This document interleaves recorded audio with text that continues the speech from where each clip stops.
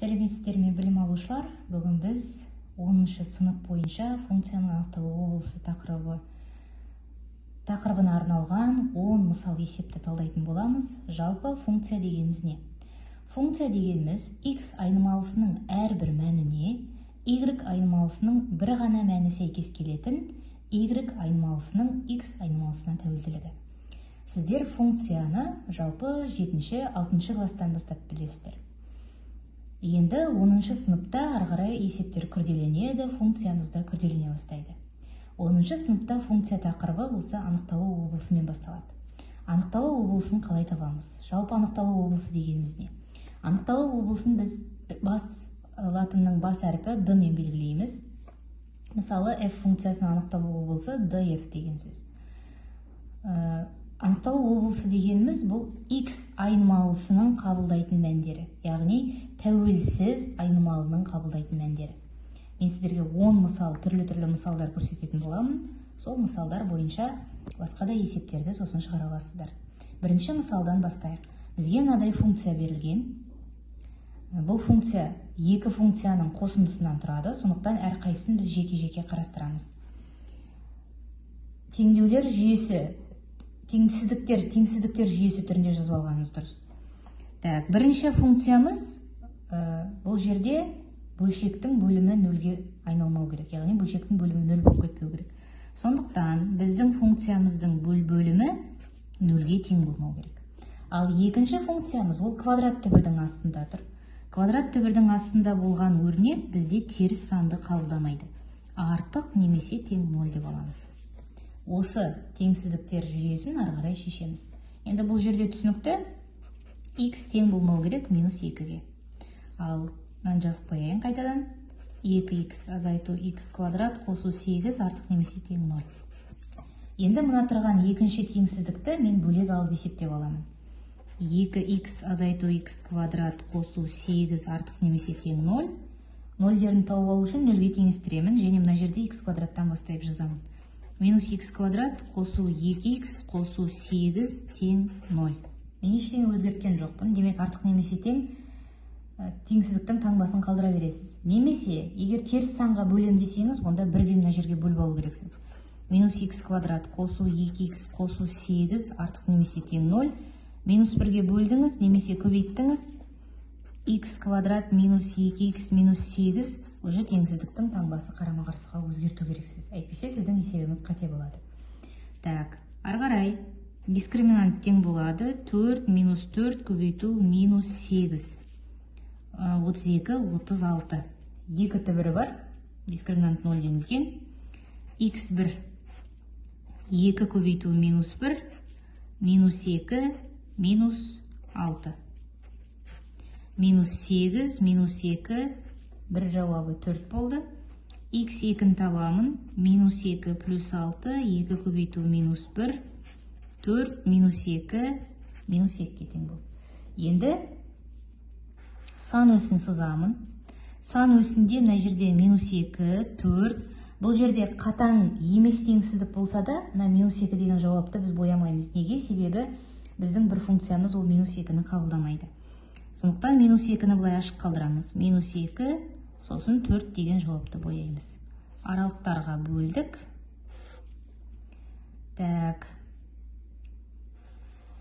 Мына жерде -2.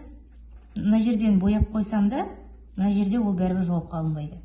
Біріншісін жазамын. -2-ден басқа сандардың барлығы. Қазір мен басқа түспен бояп көрсетейін. Мінекей, минус шексіздіктен -2-ге дейін келдік. -2-ден плюс шексіздікке дейінгі сандардың барлығы. Тек қана -2-ні қабылдамайды. Екінші теңсіздігіміз, мінекей, артық немесе тең 0. Мына жердегі таңбаны анықтап алу үшін -2 мен 4-тің арасынан 0-ді аламын, 0-ді алып қоямын. 0, 0 плюс. Мына жер менде плюс болды, минус, минус. Демек, маған артық, яғни плюс аралық керек. Мына жер. Енді қиылысатынын қараймыз. Қай аралықта біздің екі жауабымыз қиылысып тұр?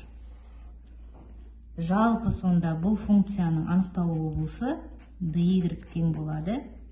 -2-ні жаңағы айттым, жауапқа кірмейді. -2-ден 4-ге дейін 4-ті қоса алғанда. Өте мұқият боламыз. Мына жердегі -2-ге тік жақша қойып қойсаңыз, онда есеп қате болады. Екінші есеп y тең болады 3x қосу 7. Бұл бізде сызықтық функция. Сызықтық функция өзінің аты айтып тұрғандай, бұл функцияның графигі түзу сызық. Олай болса, сызықтық функцияның анықталу облысы барлық сандарды қабылдайды. Минус шексіздіктен плюс шексіздікке дейін. Келесі үшінші мысалымыз тағы да екі функцияның қосындысы түрінде берілген. Бұл жерде бөлімдері нөлге тең болмау керек. X тең болмайды нөлге, X қосу 2 тең болмайды нөлге. Яғни X тең болмайды нөлге, X тең емес минус 2-ге. Осы екеуінен басқа сандардың барлығы. Сан өсін сызбай-ақ былай жазуларыңызға болады. Немесе сан өсін сызып та көрсетейін. Минус 2-ні белгілейміз, 0-ді белгілейміз. 0-ден басқа сандардың барлығы.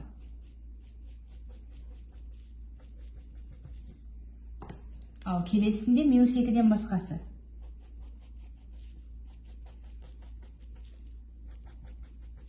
Сонда қай аралықтар алынып қалады? Міне минус 2 мен 0. Сонда жазасыздар минус шексіздіктен минус 2-ге дейін, минус 2-ден 0-ге дейін, және 0-ден плюс шексіздікке дейін. Бірінші мысал y тең болады түбірасында x қосу 11. Біз жаңа бірінші мысалда қарастырдық. X қосу 11 артық немесе тең 0-ден. X артық немесе тең минус 11. Сан өсіне салсам, минус 11-ді бояймыз. Минус 11. Минус 11-ден үлкен сандар. Сонда бұл функцияның анықталуы болса, минус 11-ден плюс шексіздікке дейін минус 11-ді қоса алғанда. Бесінші мысал y тең болады x квадрат минус 7x қосу 12. Бұл бізде квадраттық функция. Квадраттық функцияның графигі парабола болады. Демек, парабола барлық x-тардың мәнін қабылдайды. Сонда анықталу болса, тағы да минус шексіздіктен плюс шексіздікке дейін. Немесе былай жазып көрсетулеріңізге де болады. Барлық нақты сандар жиыны деп. Келесі алтыншы мысал y тең болады түбірасында x қосу 11 бөлімінде түбірасында 18 қосу x. Так, алымы болғандықтан x қосу 11 артық немесе тең 0 деп аламыз. Ал бөлімінде тұрған кезде тек қана 18 қосу x артық 0 деп аламыз. Тең 0 деп алмаймыз, себебі бөлімінде 0 болмау керек бұл жерде. Ары қарай, бұлар екеуі де сызықтық теңсіздік. X артық немесе тең минус 11, x артық минус 18. Әр қайсысын бұлай жеке салуыңызға болады, немесе бір сан өсіне де салуыңызға болады. Так, минус 18, минус 11. Қатаң теңсіздік боялмайды, қатаң емес теңсіздік, міне боядық. Минус 11-ден үлкен сандар, минус 18-ден үлкен сандар. Сонда екеуінің қиылысуы dy тең болады минус 11-ден плюс шексіздікке дейін минус 11-ді қоса алғанда. Жетінші мысал. Бөлімдері 0-ге тең болмау керек. X қосу 4 тең емес 0-ге, X минус 5 тең емес 0-ге. Бұл жерде көбейткіш болғандықтан әрқайсысы тең емес 0 деп жазаламыз. X тең емес минус 4-ге, X тең емес 5-ге. Сонда минус 4, 5, бұлай көрсетемін. Минус 4-ке тең емес. Демек, минус 4-тен басқа санның барлығы. 5-ке тең емес, демек, 5-тен басқа санның барлығы. Сонда, анықталу болсын жазатын болсақ, минус шексіздіктен минус 4-ке дейін, минус 4-тен 5-ке дейін, 5-тен плюс шексіздікке дейін.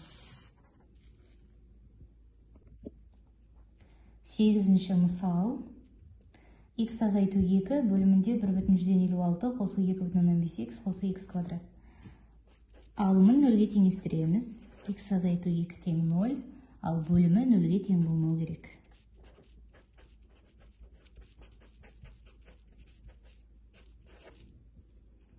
Әрқайсысын жеке-жеке шығарып аламыз. Мысалы, бірінші x азайту 2 тең 0, x тең 2-ге.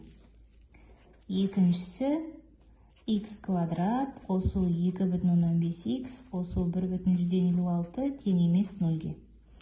Так, дискриминант немесе вет арқылы есептеуге болады. Дискриминант арқылы есептеп көрейін. 2,5-тің квадраты 6,125 минус 4 көбейту 1,56. 6,125, мына екеуін көбейткенде 6,124, 0,101. Екі түбірі бар. x1 тең болады 2 минус 2,5 азайту 0,1. Минус 2,6 бөлу 2 минус 1,3. x2 тең болады минус 2,5 қосу 0,1 бөлу 2 минус 2,4, 12-ке бөлеміз, минус 1,2. Яғни x-тарымыз мына екі санды қабылдамайды. x-іміз минус 1,3-ке тең болмау керек, x-іміз минус 1,2-ге тең болмау керек. Ары қарай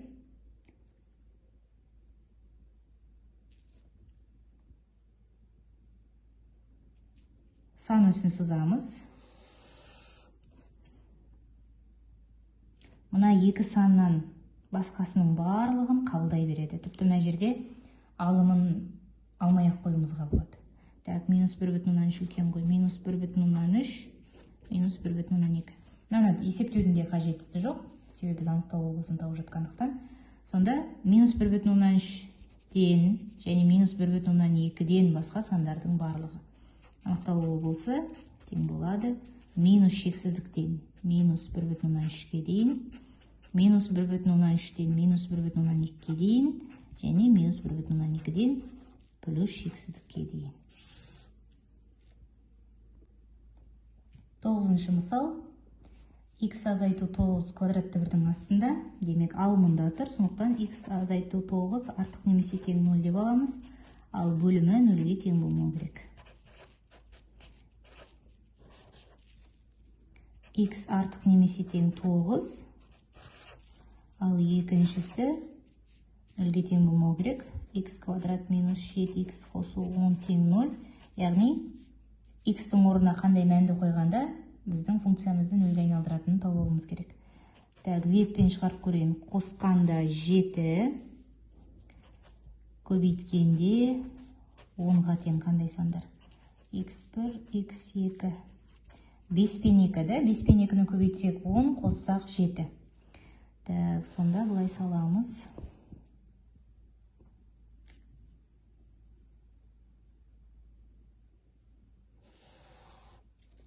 Бес пен 2, 9, 2, 5 және 9. 9-дан үлкен сандар. Так, 5 пен 2-ні аралыққа бөлемін. Мына жақтан 0 аламын. Плюс, минус, плюс. Так, жоқ, мына жерде қабылдамайтындар екен ғой бізге. Минус шексіздіктен 2-ге дейін, 2-ден 5-ге дейін, 5-ден плюс шексіздікке дейін. Сонда қиылысатын жері мына жер. dy тең болады 9-дан плюс шексіздікке дейін. Мындай аралыққа бөлудің қажеті жоқ. Себебі мына жерде x-іміз 5-ге тең болмау керек, x-іміз 2-ге тең болмау керек. 10-шы есеп. Так, y тең болады квадратты бірдің астында 5x қосу 4 бөлінген 7 азайту 8x. Осы бөлшекті түгелмен аласыздар. Және артық немесе тең 0. Енді ары қарай кәдімгі бөлшек рационал теңсіздікті шешеміз. 5x қосу 4 тең 0-ге, ал бөлімі 0-ге тең болмау керек. Біріншісі 5x қосу 4 тең 0, 5x тең минус 4, x тең болады минус 5-тен 4. Екіншісі 7 азайту 8x тең емес 0-ге, минус 8x тең емес минус 7-ге, 8x тең емес 7-ге, немесе x тең емес 8-ден 7-ге. Сан өсін сызамын. Так, біріншісі боялады, себебі алымында қатаң емес теңсіздік минус 5-тен 4 және 8-ден 7-ні ашық қалдырамын. Аралыққа бөлемін. 0-ды аламын, мына жерге апарып қоямыз. 0, 0, 4-ті 7-ге бөлсем 10 сан, да, плюс, минус, минус. Бізге артық аралық керек, демек мына жер. Сонда бұл есептің шешімі, яғни бұл функцияның анықталуы болса, минус 5-тен 4-тен 8-ден 7-ге дейін минус 5-тен 4-ті қоса алғанда.